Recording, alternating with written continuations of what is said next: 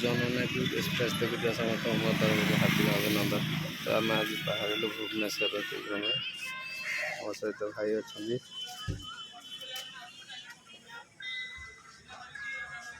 ଭୁବନେଶ୍ୱର ପାଖାପାଖି ଏବେ ଆମେ ଇଟାମାଟିରେ ଅଛୁ। ଏଠି କଫି ପିଇକି ଯିବୁ। ମୋକୁ ଭାଇ ପାନ ନେଉଛନ୍ତି ଦେଖ, ପାନ କେଉଁ ରେଟ୍ରେ ଭଙ୍ଗା ହେଉଛି।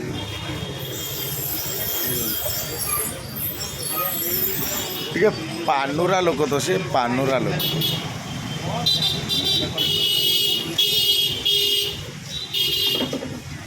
ପାନ ଭାଙ୍ଗୁଛନ୍ତି ନନା।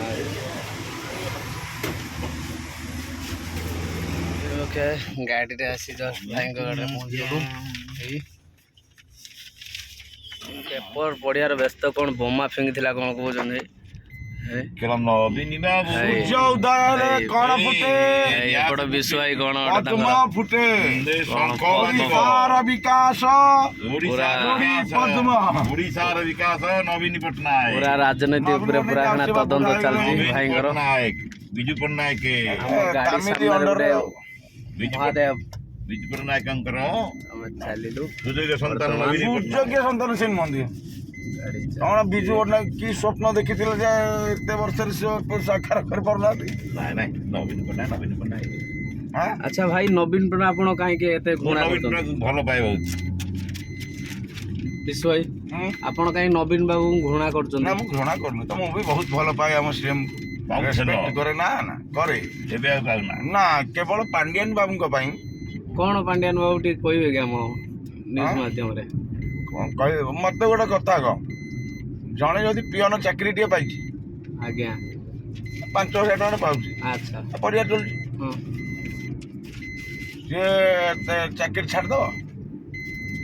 ପିଅନ ଚାକିରି ଯଦି ପାଇଛି 5,000 ଟଙ୍କାର, କାହିଁ ଛାଡ଼ିବ? ପରିବାର କେମିତି ଚଳେଇବ? ଚଳିବ କେମିତି? ଯଦି ସେ ଗୋଟେ ମାଷ୍ଟରଟେ ହେଇଥାନ୍ତା, ଚାକିରି ଛାଡ଼ିଦବ? କାହିଁ ଛାଡ଼ିଦବ?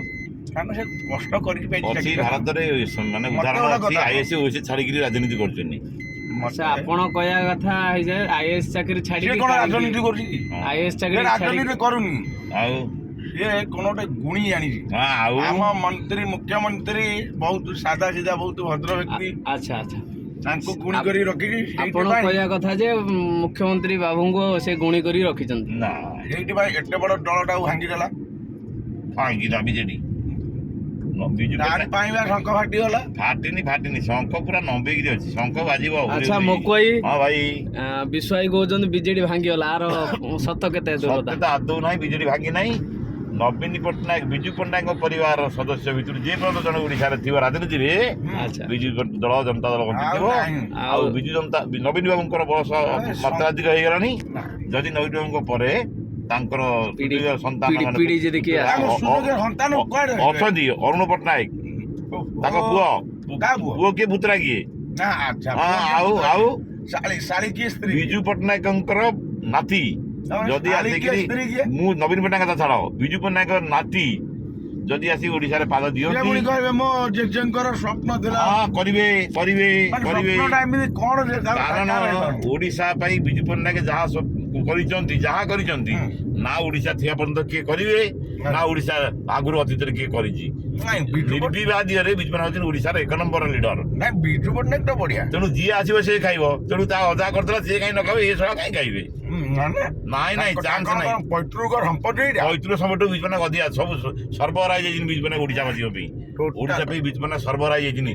ଯୋଉ ଯେତିକ ଆଜି ବୈଜୟନ୍ତ ପଣ୍ଡାର ଦେଖୁଛ, ପୁରୁଣା ଯୋଉ ଜିନିଷ। ଆଉ ଗୋଟେ କଥା, ଏଇଠି ଟିକେ ମକୋଇ ବ୍ରେକ୍।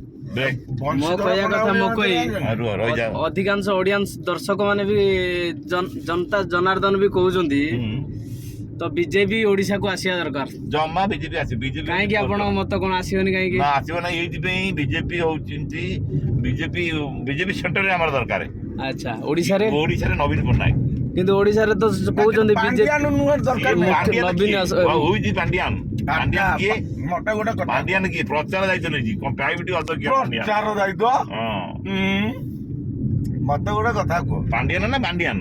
ସେ ଯିଏ ବି ହଉ, ସେଇଟା କେହି ନୁହଁ। ନବୀନ ପଟ୍ଟନାୟକର ବୋଲ କରା, ନବୀନ ପଟ୍ଟନାୟକ ବୋଲ କରା ନୁହେଁ, ସିଏ ଯାହା କହିବେ ନବୀନ ପଟ୍ଟନାୟକ।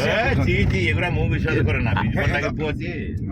ବାସ୍ ବିଜୁ ପଟ୍ଟନାୟକ ପୁଅ କିନ୍ତୁ ହେଇକି doubt ଧର୍ମେନ୍ଦ୍ର ପ୍ରଧାନ ବାବୁ କହୁଛନ୍ତି ନବୀନ ବାବୁ ବୁଢା ହେଇଗଲେଣି ଆଉ କିଛି ପାରିବେନି। ଧର୍ମେନ୍ଦ୍ର ବାବୁ ତାଙ୍କ ଜୀବନରେ କୋଉଠି ଠିଆ ହେଇନାହାନ୍ତି ଭୋଟରେ। ଏମିତିରେ ବି ନବୀନ ମୋଦି ପଟ୍ଟନାୟକ ପାରନ୍ତି ବହୁତ ମାନ୍ୟଗଣ୍ୟ ବ୍ୟକ୍ତି ଏବଂ ଓଡ଼ିଶାର ଜଣେ ଭାରତ ବର୍ଷର ଜଣେ ସୁଯୋଗ୍ୟ ସନ୍ତାନ ନରେନ୍ଦ୍ର ମୋଦି ମହାଶୟ ଜଣେ ଭଲ ଲୋକ।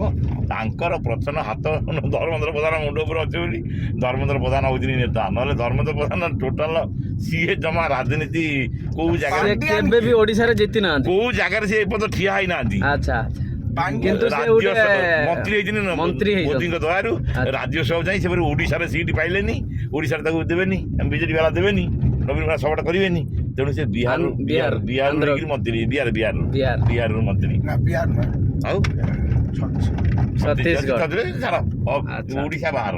ତେଣୁ ଧର୍ମେନ୍ଦ୍ର ପ୍ରଧାନ ହିସାବ ନିଆଯିବ। ଆମ ଓଡିଶାରେ ସେ କିନ୍ତୁ କୌଣସି ଚାନ୍ସ ନାହିଁ। ଏଥର ବି କ୍ୟାଣ୍ଡିଡେଟ୍ ହିସାବରେ ଛିଡା ହେଇଛନ୍ତି।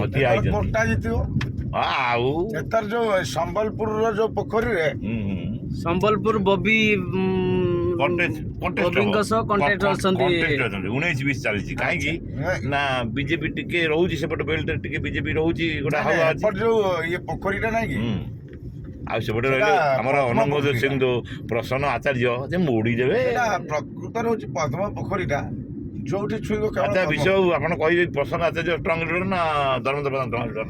ପ୍ରସନ୍ନ ଆଚାର୍ଯ୍ୟ କୋଉଟା ଆସିଲେ ବର୍ତ୍ତମାନ ତ ସବୁଠୁ ଷ୍ଟ୍ରଙ୍ଗ ଲିଡର ବିଜେଡି ରହୁଛନ୍ତି ଏକମାତ୍ର ଜଣିଏ କିଏ? ମାଣ୍ଡିଆନ। ଆପଣ ସେ ମାଣ୍ଡିଆନୁ ଖାଲି ଧରିଛନ୍ତି। ଏଇଥିପାଇଁ ତ ଆମେ ଘୃଣା କରୁଛୁ କରି ଆରମ୍ଭ କରିଛୁ। ଚିରା ହେଇଛି ମୁହଁ ଚିରା ହେଇ ଦେଖ ଫୁଲର ମୁହଁ ଫୁଲର ଚିରା ହେଇନି, ସହି ପାରୁନାହାନ୍ତି, କ୍ୟାଣ୍ଡିଡେଟର ଚିରା ହେଇଛି, ସହି ପାରୁନାହାନ୍ତି। ରହିଯାର ଗୁଆ ଆସିବେ ନାହିଁ ବିଜେପି।